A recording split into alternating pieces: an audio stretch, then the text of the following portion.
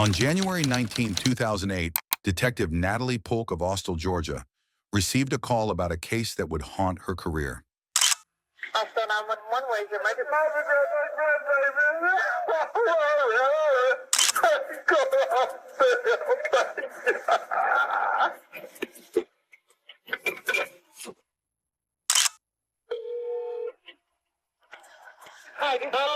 Hello? Did my baby's about to steal my baby? How old is she? Is she breathing? She's not my sister. She bleeding. Is she breathing? No. It's a bad bitch. It's a bad bitch. Well, get somebody there right now.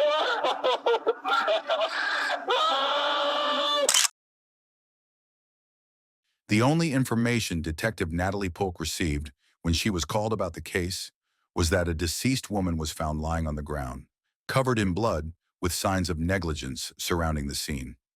District Attorney Jesse Evans was also assigned to the case, working alongside Detective Natalie Polk as they began to unravel the disturbing details surrounding the woman's death. As the major crimes prosecutor, District Attorney Jesse Evans' role was unique. He was the one who received phone calls whenever a significant homicide investigation arose within their jurisdiction, offering his expertise and guidance from the very beginning of each case. At the scene, detectives encountered a distraught couple who had discovered the body and called 911. Through their grief, they identified the victim as their 16-year-old granddaughter, Marlisa Wells. Her young age, coupled with the unsettling circumstances of the case, immediately raised red flags for the detectives, prompting an immediate and thorough investigation. The murder took place in broad daylight, within a suburban neighborhood that was known for its quiet and peaceful atmosphere. It was a community that rarely, if ever, experienced such violent events, making the crime all the more shocking and unsettling. One of the first questions Detective Polk asked was whether there was any evidence of forced entry. Did the house appear to have been ransacked? Was anything missing? Upon inspection, there were no signs of forced entry. The only indication that a door may have been left unlocked was a slight gap in the back sliding door. In the kitchen, detectives discovered that the knife drawer had been rifled through, suggesting that someone had been searching for a weapon. A trail of blood led away from the scene, further indicating a violent and frantic struggle. There was clear evidence that the assault began in one location and ended in another. On the banister, there was a small trace of blood, and as detectives followed the trail down the staircase, they discovered a more extensive blood pattern leading into the basement. The trail ultimately ended in the bathroom, painting a chilling picture of the victim's final moments. Detective Polk later described the scene as one of the most violent crime scenes she had ever encountered. She couldn't recall a case so bloody or gruesome. The victim, Marlisa Wells, had at least 60 identifiable stab wounds. But that wasn't all. She also suffered significant blunt force trauma to her head, including fractures to her skull, adding another layer of brutality to the crime. One detail in particular struck the police as unusually cruel. The victim had been stabbed repeatedly, but the most chilling aspect was that some of the wounds appeared to have been inflicted after she was already dead. This added an element of sheer brutality to an already horrific crime. One of the most disturbing discoveries was a fork protruding from the victim's back, driven in with such force that it was bent. This gruesome detail underscored the savagery of the attack and left investigators shaken by the level of violence. "It was a brutal, brutal crime," Detective Polk remarked. "No one deserves to die the way she was killed."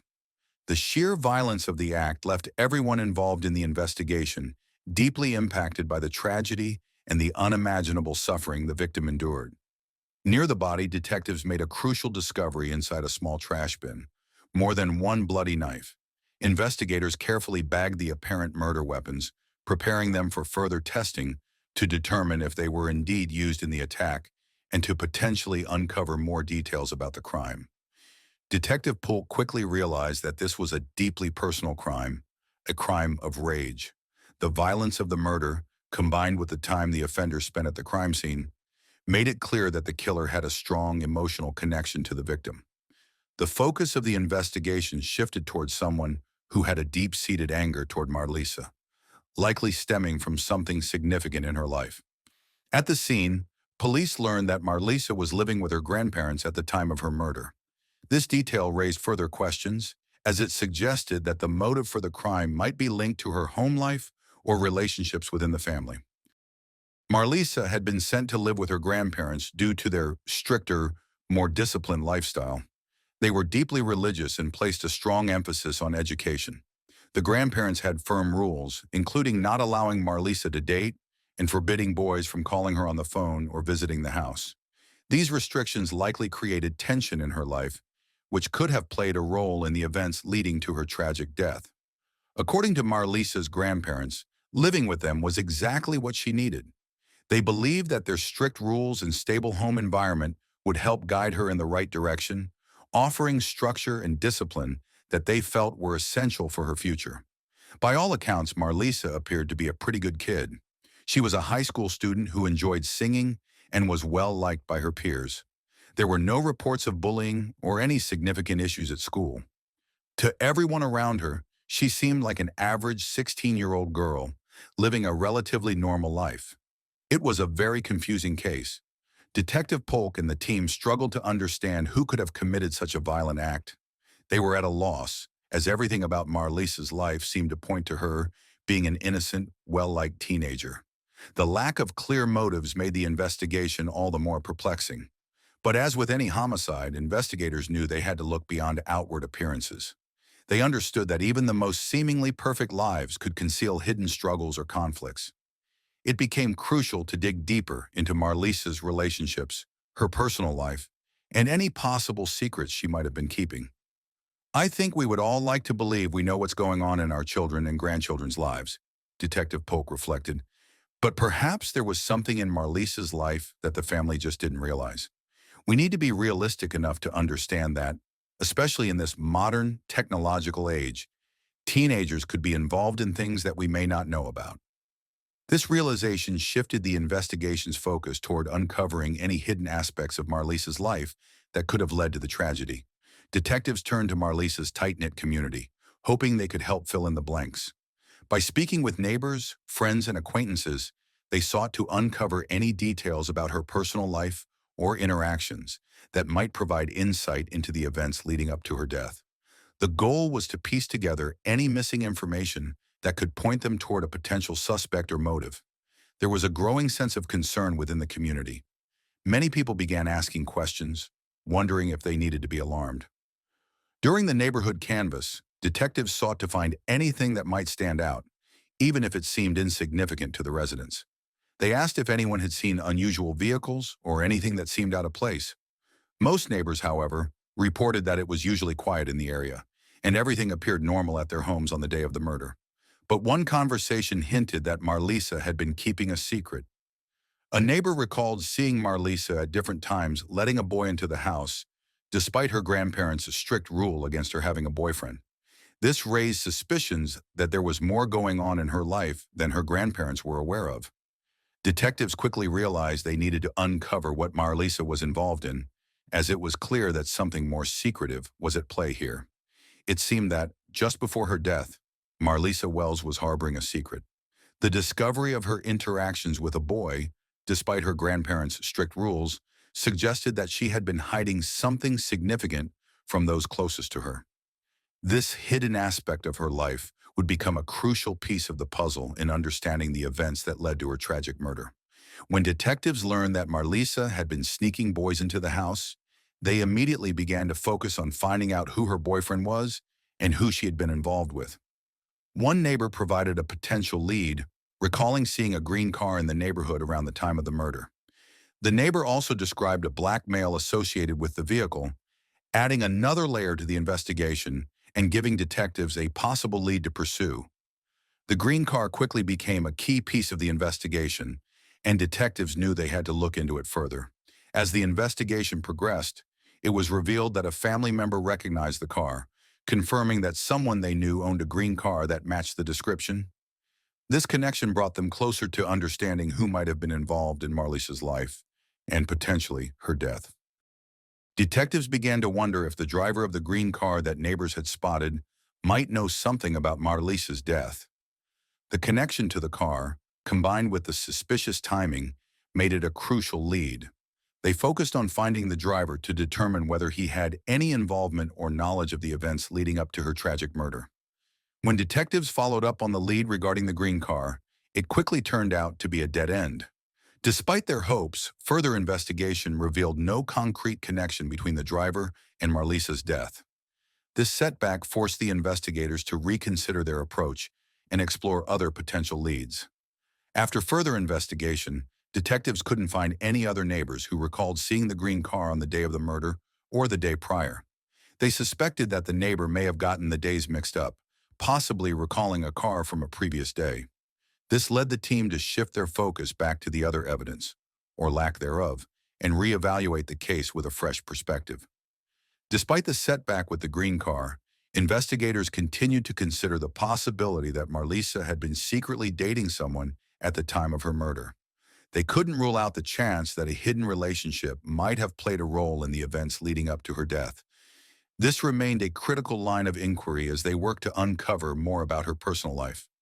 Upon reviewing the information provided by the neighbors, detectives discovered that there were neighborhood boys who often hung out at Marlisa's house. These boys became a new focus of the investigation, as their connection to Marlisa could provide crucial insights into her personal life and potentially reveal more about the circumstances surrounding her death.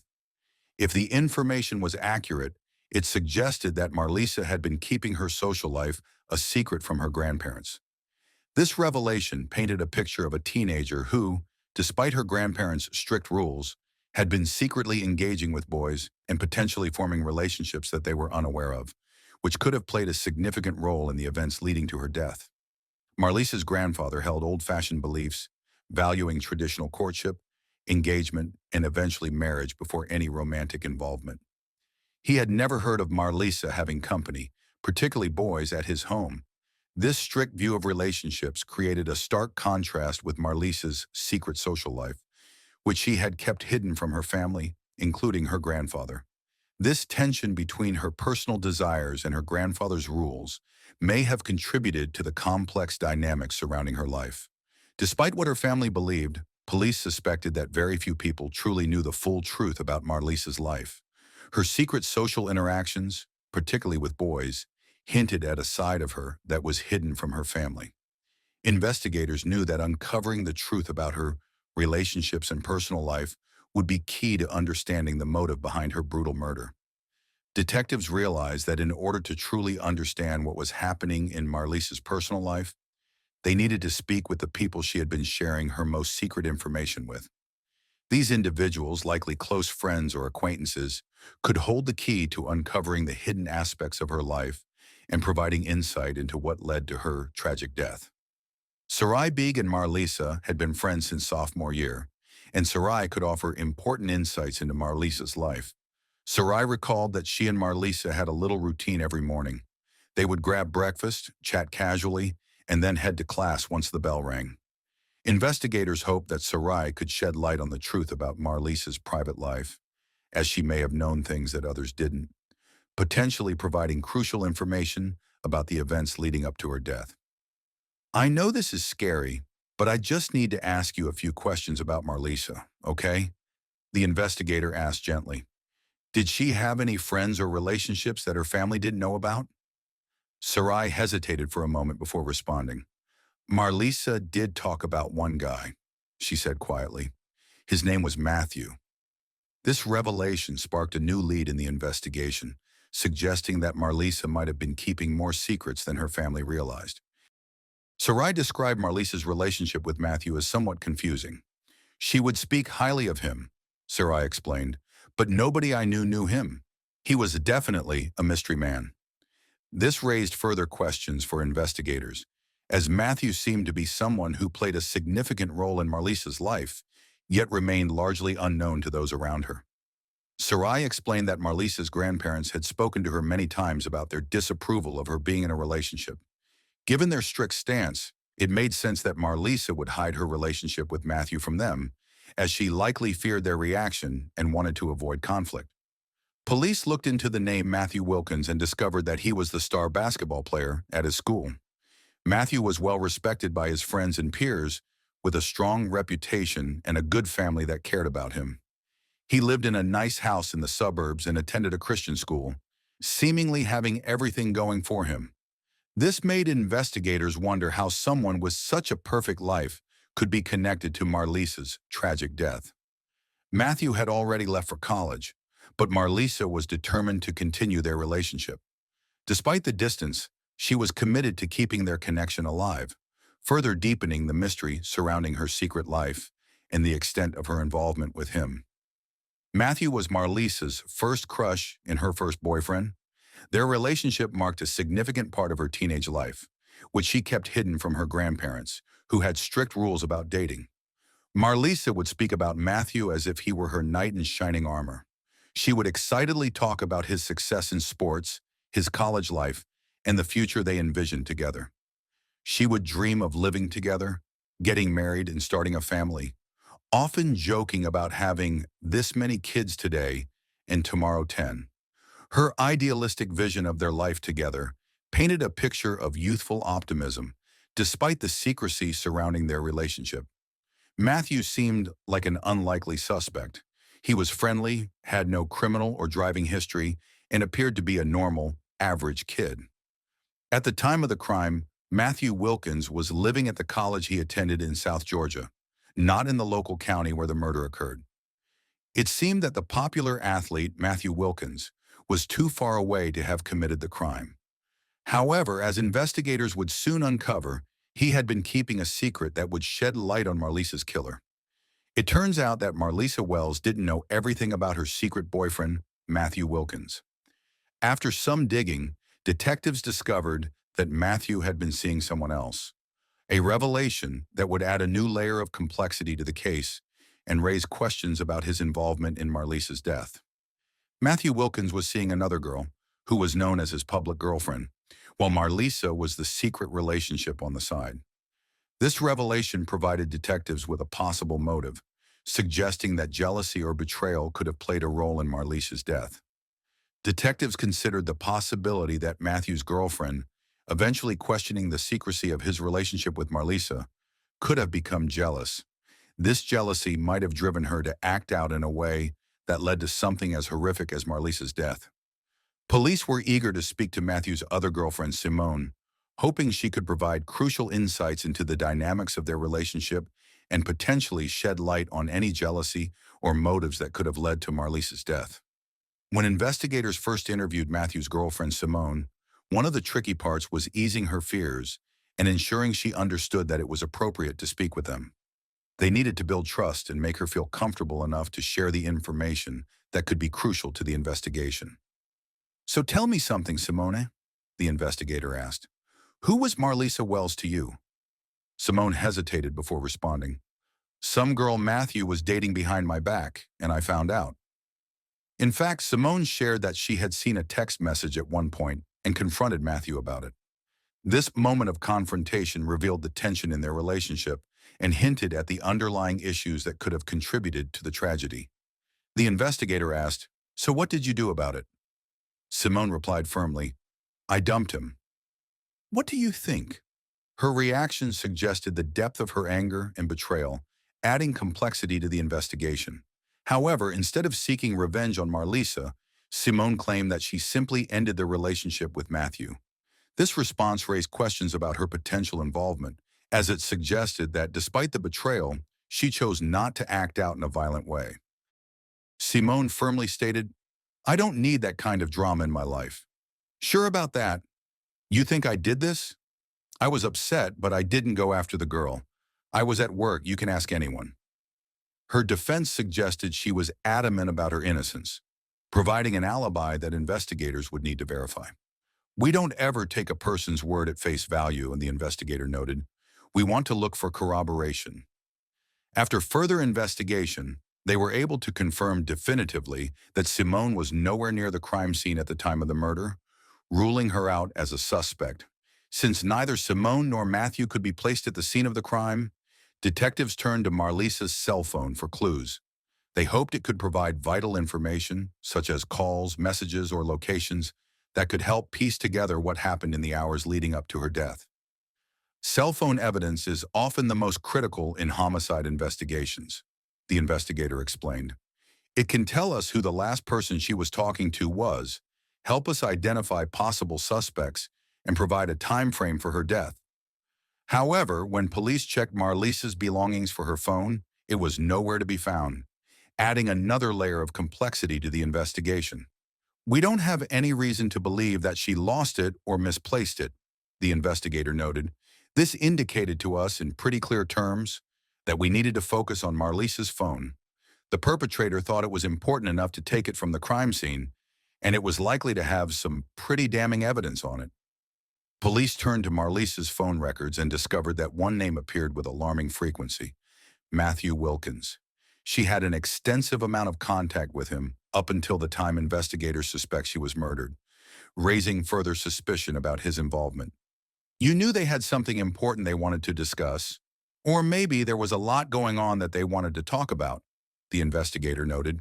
At that point, we knew this was a crucial piece of information, and we needed to find out where Matthew was. The frequency of their communication suggested there was more to their relationship than anyone had previously realized.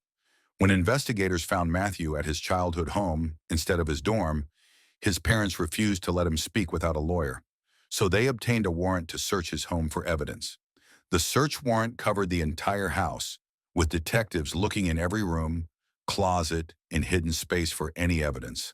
Bloody clothes, Marlisa's cell phone, or anything that could link Matthew to her murder. However, right away, they didn't find anything incriminating. Nothing stood out as suspicious, and there was no direct evidence connecting Matthew to the crime. It left detectives wondering if they had been focused on the wrong suspect. Little did they know, Marlisa had another secret about to be revealed. Investigators struggled to find any direct evidence linking Matthew Wilkins to the murder of Marlisa Wells. That is, until they made a strange discovery at his childhood home. Something unexpected that might finally provide the missing piece in the investigation. An officer found a pile of clothes behind the furnace, with a pair of sneakers wrapped inside. However, none of the clothes showed signs of Marlisa's bloody murder, raising suspicions about their connection to the crime. If Matthew Wilkins had killed Marlisa, surely his clothes would have been covered in evidence. Still, detectives sent the items to the lab for testing. At that point, they had no substantial evidence linking him to the crime. The hardest part of my job is the uncertainty, one investigator reflected. Are we going to be able to identify the offender? What evidence are we going to obtain? Am I going to be able to help this victim's family? But the questions didn't linger for long, as an unexpected secret was about to be revealed. Marlisa's teenage brother, Eric, came forward with something to confess. Eric approached the investigator and said, "I need to talk to you about some things I know." The investigator knew this was the moment to get crucial information, as Eric seemed like he truly had something important to share. "I know what's been going on in Marlisa's life," Eric continued, sparking the investigator's curiosity and hope that this could lead to answers. Marlisa's younger brother, Eric, disclosed that he had seen and heard at least a couple of threats made toward Marlisa. This revelation added a new layer to the investigation, suggesting that there may have been more behind her death than anyone initially realized. Eric revealed that Matthew Wilkins had made threats against Marlisa, both through a phone call and on social media. Investigators, now seeing a different picture, turned to Marlisa's friend Sarai for more information. Marlisa was scared she was going to lose Matthew and had expressed to Sarai that she would do anything to keep him. However, Sarai later revealed that Marlisa's desperation stemmed from a deeper secret. Marlisa was pregnant. This was the hidden burden she had been carrying in the weeks and months leading up to her murder. She was struggling with how to handle the situation, especially since her family was very religious and would likely view her actions in a negative light. At only 16 years old, not married and still in high school, Marlisa feared the extreme consequences. She cried about the possibility of disappointing her grandparents, feeling as though she was letting them down. Marlisa was increasingly conflicted about whether to keep the pregnancy, torn between her fears and her circumstances. However, in the weeks leading up to her murder, she seemed to have made peace with her decision, though the pressure she felt from her family and the situation likely weighed heavily on her. Marlisa wanted the pregnancy. She loved children and often talked about having kids. At the beginning, she believed that having a child might bring her family closer, especially with Matthew. She envisioned it as something that could unite them, even though the situation was complicated. But the real question was whether Matthew would feel the same. Marlisa planned to find out, though she was extremely nervous. Despite her fear, she was determined to be firm in her decision, knowing it would shape the course of her life. Marlisa had made up her mind. She was going to tell Matthew that she wasn't going to get an abortion and that she planned to keep the baby. If he decided to leave, she made it clear that would be his choice. Police later discovered that on the day of her murder, Marlisa had planned to confront Matthew and share this life-altering decision with him. I absolutely thought that her being pregnant had something to do with the crime, the investigator said. Despite this suspicion, investigators had nothing directly tying Matthew to the murder, until they received a bombshell clue. Matthew's sneakers, which initially appeared clean, were tested. Lab results revealed that spots found on the sneakers were a match for Marlisa's blood, providing a crucial connection between Matthew and the crime. The blood on Matthew's sneakers was the most damning piece of evidence, making a compelling case against him. In January 2008, police gathered enough evidence to arrest Matthew Wilkins for the murder of Marlisa Wells. Matthew thought it was the end of his life. No more basketball, no more college, no more independence. With Marlisa being pregnant, he felt like it was his only way out. Despite this, he didn't want to disappoint his parents. He would do anything to make them proud. While no one would expect a person to commit such a brutal act, Matthew's actions proved that even the most unlikely individuals are capable of doing something horrific. At trial, District Attorney Jesse Evans presented a piece of evidence that underscored the savage nature of the crime. It was revealed that Matthew Wilkins had actually had sexual intercourse with Marlisa before he murdered her. This shift in behavior was one of the most telling aspects of Matthew's mindset. The idea that a person could, in one moment, be perfectly fine sharing the most intimate experiences with someone, but in the next have no hesitation in chasing that person through a house, brutally beating their head against a toilet, and stabbing them repeatedly, showed just how detached and violent he had become once Marlisa was no longer of use to him. The jury wasted no time in finding Matthew Wilkins guilty of murder. He was sentenced to life in prison, plus an additional 20 years, for his brutal actions that ended Marlisa Wells' life. Marlisa's mother expressed her heartbreak, saying, "If I had known that this young man was abusive, as much as people were coming out and saying, there's no way he would have been a part of my daughter's life, I would have had him locked up if I had to. I would have moved her out of state.